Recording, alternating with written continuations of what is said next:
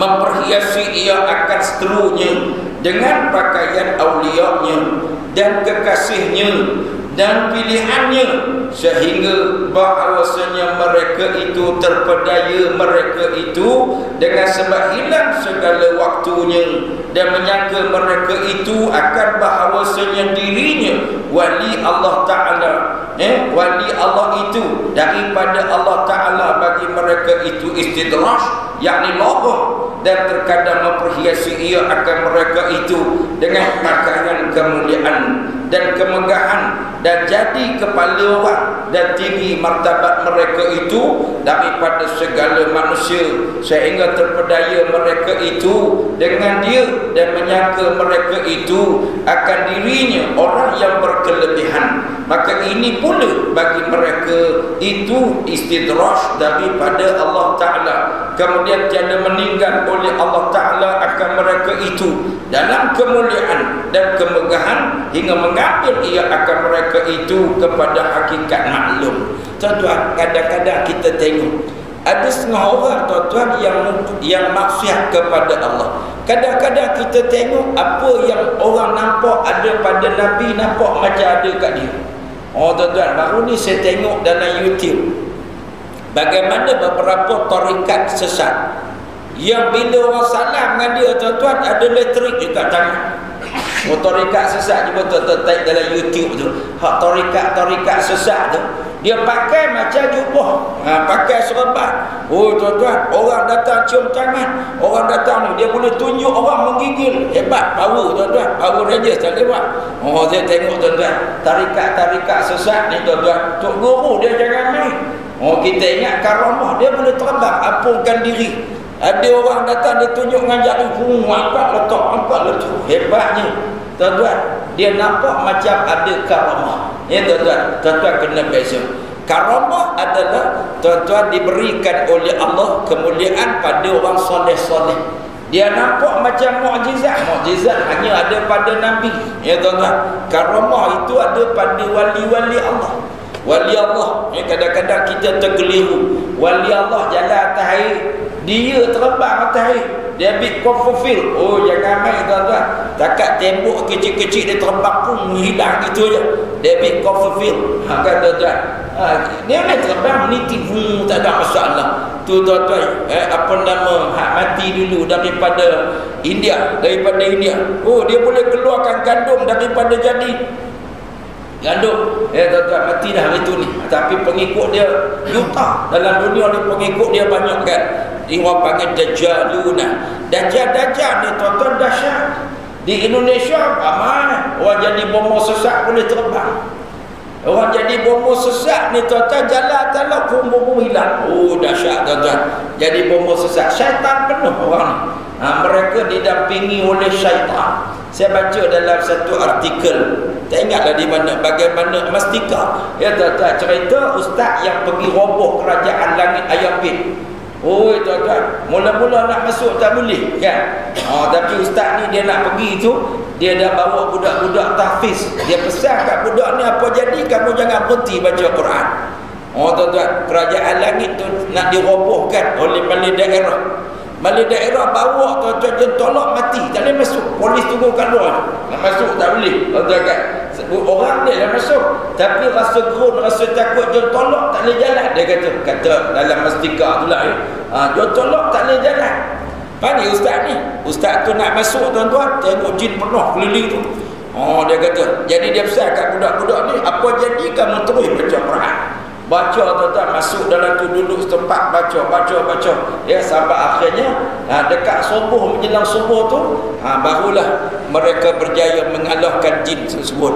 Jadi azan kali pertama dikumandangkan, azan tempat kerajaan langit. Dan pagi tu ustaz ni dengan budak-budak tahfiz ni sembahyang, balik baru balik daerah datang pun roboh habis semua. Cerek tu tempat duduk jin. Kerajaan langit ni dahsyat, jin yang berkami banyak. Ayah pin tuan-tuan, bini dia banyak, bini 4 tuan-tuan kan. Ayah pin. Oh jangan main Power Rangers. Tuan-tuan. Bini dia kata dia selalu hilang naik ke langit mesyuarat atas. Bila orang tanya turun, dia kata turun beli rokok je, rokok tak ada di atas dah kan. Sekarang ni ayah pin pun marah dah ni. Rokok naik harga. Tuan-tuan kan. Muslimin dan muslimat, astagfirullahalazim. Ni tuan-tuan nak ceritanya nampak pelik-pelik. Memang orang bersahabat dengan jin nampak power. Ya tuan-tuan tengok, lagi sesat memang nampak macam-macam. Kadang-kadang kita tengok orang hormat. Jadi tu bomo orang takut, semua tu istidraj. Ya tuan-tuan. Lagi dia ni dah lagi banyak power dia. Na'udzubillah. Batu syaitan. Kalau orang nak jadi power, dia kena banyak buat dosa kepada Allah. Dia kena syirik kepada Allah Subhanahu wa taala. Dia ilmu penduduk ni macam-macam. Tuan-tuan tengok, dia nak tunduk ke orang. Ilmu minyak dagu. Dia boleh ambil tuan-tuan minyak kelapa, cap pisau boleh. Minyak lagi banyak kan tuan-tuan. Minyak kelapa, cap pisau, minyak apa lagi tuan-tuan, minyak wisawit, lagi senang. Tapi kenapa tuan-tuan dia suruh pergi ambil ni orang yang mati pula anak dara, kena ambil bakar dagu dia sampai naik minyak tuan-tuan kan pelik minyak kan sikit, nak buat minyak senyum kena buat macam tu. Dia pergi gali kubur, bakar dagu ni sampai minyak ambil dan dipuja. Tuan-tuan tengok dahsyat tak dahsyat. Ni syaitan dia nak jangan buat satu dosa, buat lagi banyak. Baru power. Dulu saya pernah pergi ke Negeri Sembilan. Tuan-tuan. Jadi duduk sembang-sembang situ, dia orang kata, ustaz sini ni kami ni kena jaga mikrofon tak boleh tinggal gini ni. Mikrofon kena lepas sembahyang, lepas kuliah kena simpan. Ni klip ni tuan-tuan, mikrofon klip kena simpan. Kenapa saya kata kena simpan? Dia kata ustaz di sini ni, dia kata ada satu tok bomo yang dia ni menurun 4 nombor ekor. Dia buat syarat kalau nak bagi nombor clear kena curi mikrofon yang Tok Imam selalu guna, baru tak boleh. Tuan-tuan kan. Yang Tok Imam dah guna banyak kali, lagi lama lagi bagus. Itu buat menurun nombor ekor, baru clear. Tengok syaitan punya permainan jahat. Tuan-tuan yang kata syaitan ni dia pemain orang dahsyat. Jadi orang tu dia try dah, awak mikrofon baru tak clear punya. Bawa mikrofon yang masih cuma 1, 3 clear tuan-tuan kan. Syaitan punya permainan. Na'udzubillah. Banyak tuan-tuan berlaku macam ni lah. Ini yang dikatakan istidraj. Tuan-tuan muslimin dan muslimat, dia orang yang istidraj ini tidak akan meninggal dalam kemuliaan. Mereka mati dalam kehinaan. Carilah tuan-tuan orang yang menentang Allah Ta'ala dan Rasul alaihi wassalatu wassalam. Mana dia mati dalam kemuliaan? Tuan-tuan, kalau orang hadir pun dipaksa, orang tak akan cakap tentang kebaikan dia. Cuba tengok orang baik macam Allah yarham Ustaz Azizan baru ni tuan-tuan, 50,000 lebih orang pergi sembahyang. Mana nak cari tuan-tuan? Tu 50,000 orang agak berapa kali sembahyang. Dulu tuan-tuan, negeri Kedah dulu, Datuk Fadil Nur meninggal, Allah berapa belah kali orang sembahyang, punya ramai orang mengiringi tuan-tuan, air mata berlinangan spontan. Dia orang baik ni tuan-tuan, orang tidak perlu diupah untuk perkatakan kebaikan dia. Orang akan cakap spontan. Saya baca tuan-tuan, leleh air mata lah. Wartawan tuan-tuan, Sinar Harian Kedah tu cerita kebaikan-kebaikan dia. Tuan-tuan, Cina tuan-tuan, di Simpang 4 tu ada satu kedai Timur. Cina tu kata, ini yang menteri besar orang cukup baik. Dia kalau beli baju kedai gua, baju dia RM19.90. Tuan-tuan, dia beli baju tuan-tuan bukan Orlando, lagi baju dia tuan-tuan, baju menteri besar Orlando tuan-tuan kan, RM19.90. Tuan-tuan tak cari kedai tu. Saya pernah lalu kedai tu tuan-tuan kan. Saya pernah beli baju kat anak saya tuan-tuan. Memang murah situ. Tuan-tuan, kedai murah. Hari tu saya pergi bawa anak jalan dekat Gunung Jerai tu tuan-tuan. Tak bawa seluar trek baju. Saya pun dah nak mandi kat Gunung Jerai tu, ada air terjun apa semua, jom kita kono. Murah tuan-tuan dibandingkan tempat lain. Itulah tempat menteri besar. Gaji dia bantu orang banyak. Ya Allah, hebat sungguh. Orang akan cerita kebaikan dan kebaikan dia. Ni orang hebat. Tuan-tuan, walaupun dulu musuh, tapi bila dia meninggal orang akan nampak kebaikan demi kebaikan. Ni orang baik. Tapi orang jahat dulu mengampu, cium tangan, cium punggung apa semua. Tapi bila dia mati lantak lenggah tuan-tuan kan, tak mulia. Contohnya macam Kamal Atatürk. Kama Ataturk nak mati, Allah Ta'ala hina dia sehina-hinanya. Ya tuan-tuan, dia nak mati, dia kena penyakit sifilis. Badannya tuan-tuan panas sampai nak, doktor ni tak tahu nak buat apa dah. Dia bawa sampai dia rendam dalam air, tak selesai. Akhirnya dia mati dalam kehinaan. Dia mati dalam kehinaan. Kemudian tuan-tuan, bila nak dikebumikan, gali kubur runtuh, gali kubur runtuh. Akhirnya letak atas darah. Lepas tu banyak orang diktator kubur semua duduk atas. Mana masuk dalam bumi, bumi tak terima. Kita tengok macam mulia apa kubur duduk atas, tuan-tuan kan. Orang yang jahat, kubur mereka berada di atas.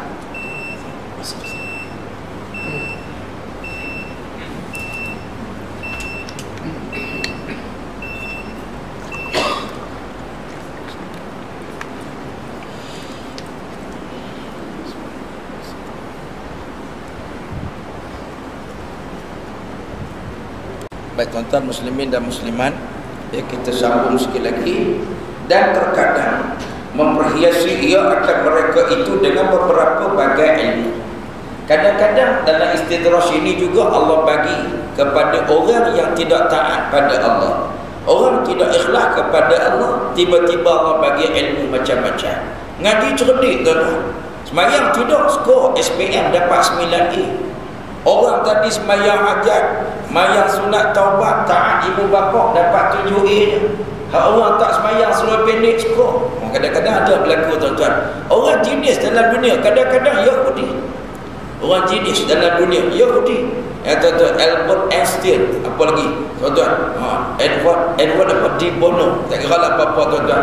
Kadang-kadang kita heran macam mana cerdik sangat. Kadang-kadang profesor kat Malaysia ni pun rambut tak pakai tudung. Skor kita tuan-tuan rajin macam dia juga, tapi kita tak skor, kena skor. Tuan-tuan kena skor. Dulu aku ditendang, sekarang aku disayang. Budak-budak suka nyanyi lagu tu tuan-tuan.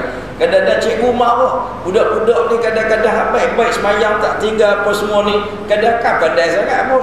Sebelah-belah. Tapi budak orang tak semayang kadang-kadang cinta pandai, tiba-tiba skor pelik tuan-tuan. Dapat 17A, rambut tak pakai tudung. 17A, rambut macam Pontianak, rambut merubah macam tuan-tuan kan. Hak pakai tudung, hak rajin semayang taat ibu bapa, kadang-kadang Allah dapat B je banyak. Ni kadang-kadang Allah bagi cobaan tuan-tuan, akhirnya jadi ego ya tuan-tuan. Dan kadang-kadang Allah bagi kat dia nasihat, lidah dia cakap pandai. Jangan cakap dengan dia kalau tak ada hujah, jangan main. Cakap pandai tuan-tuan, cakap cukup hebat. Kalau orang nasihat dia, payah nak terima. Ni kadang-kadang berlaku. Dan mengetahui segala gerak dengan beberapa ilmu hikmah yang halu-halu. Cuba tuan-tuan tengok tok-tok bomo. Tuan-tuan, dia kata tak payah cakap kat tok-tok tahu dah, tengok hidung pun tahu. Power tuan-tuan. Kadang-kadang hebat tuan-tuan. Ilmu makrifat dia nampak kemas, pakai jin banyak tuan-tuan kan. Kadang-kadang power. Kita belajar tak adik, saya ingat dulu saya pernah belajar tuan-tuan gerak kilat. Gerak kilat ni tuan-tuan diharamkan. Masa tu tak haram lagi tuan-tuan kan.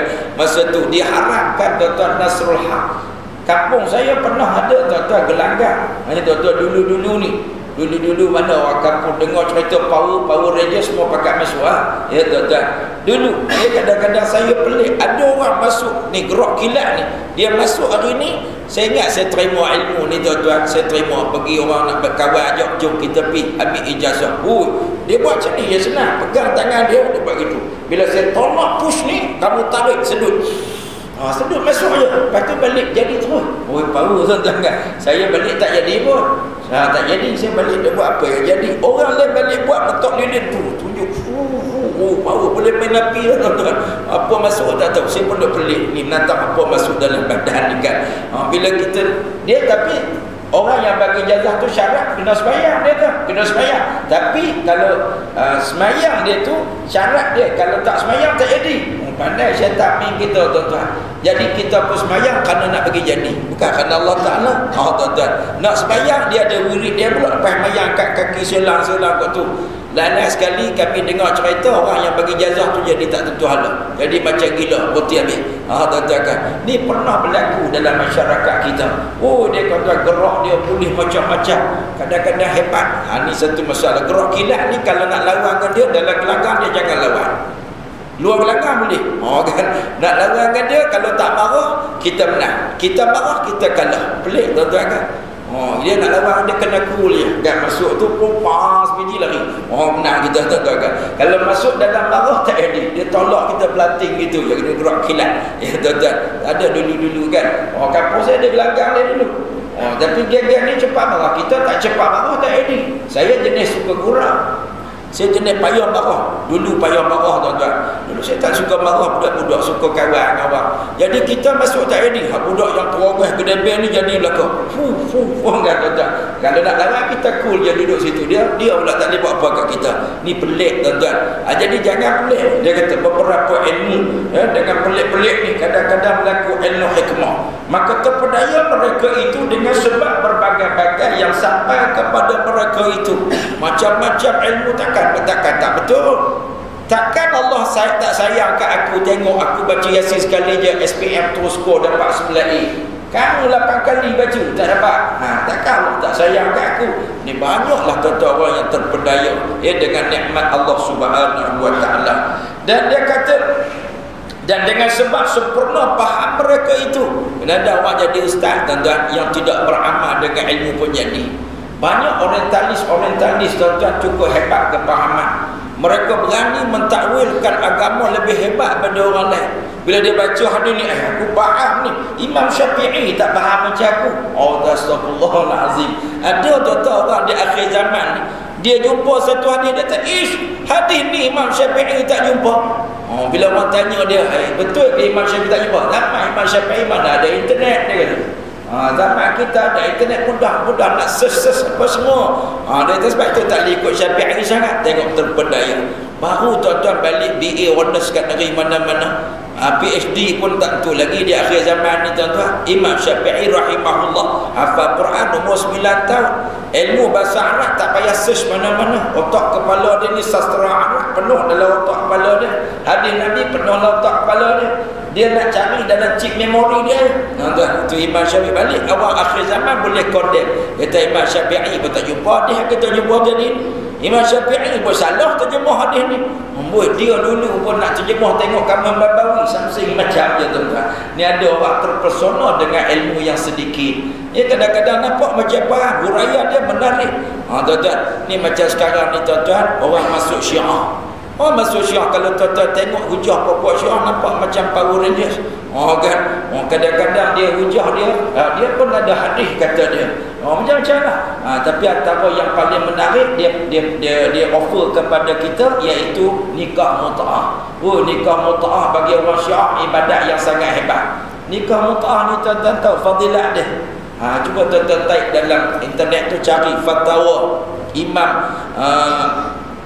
Syiah tu tuan-tuan. Saya pernah tengok dalam internet tu Imam apa nama ni tuan-tuan yang Imam Iraq tu tuan-tuan. Fatwa Imam Syiah Iraq tuan-tuan. Fadilat macam-macam. Antara fadilat dia, kalau seorang yang nikah mut'ah itu dia akan naik darjat Hasan. Kalau 2 kali nikah mut'ah Husain. Kali ketiga Ali, keempat macam Nabi. Tuan-tuan, dia buat ni kena power baru naiknya tu tuan-tuan. Dia kata orang nikah mut'ah ni kalau mandi wajib, butir-butir air mandi dia akan ditukar oleh Allah menjadi malaikat yang bertasbih. Tak gila tuan-tuan. Ini agama syaitan ni tuan-tuan. Syaitan dia bukan agama yang betul tuan-tuan kan. Ni kekarutan. Ada ke patut tuan-tuan zina dia angkat sebegitu rupa? Ya tuan-tuan, orang nikah betul-betul ni fadilat dia kurang. Nikah yang mut'ah tu lagi power. Ni tuan-tuan, astagfirullahalazim. Kalau orang dengar dengan dia rasa macam betul tuan-tuan kan. Berujah dan sebagainya. Dia lawan tuan-tuan, lawan. Hadis boleh rekod spontan ni bapak ni. Saya ingat tuan-tuan, Dr. Musa Fathullah Harun, dia kata masa dia duduk dekat UKM dulu berdebat dengan pok-pok Syiah ni, dia kata dia kata ustaz, anak duduk di UKM tu jumpa dengan pok mut'ah ni, pok Syiah ni, dia kata dia boleh spontan kata ada hadis. Hadis tu hadis ni kita dengar macam betul. Kita kata hadis tu di mana? Bukhari bab apa? Dia boleh cerita bab-bab kita buka-buka tak ada pun. Dia tersilap. Dia boleh spontan. Berarti Imam Syafi'i kata aku tidak pernah jumpa orang yang lebih kuat pemburuk daripada pok-pok Syiah ni.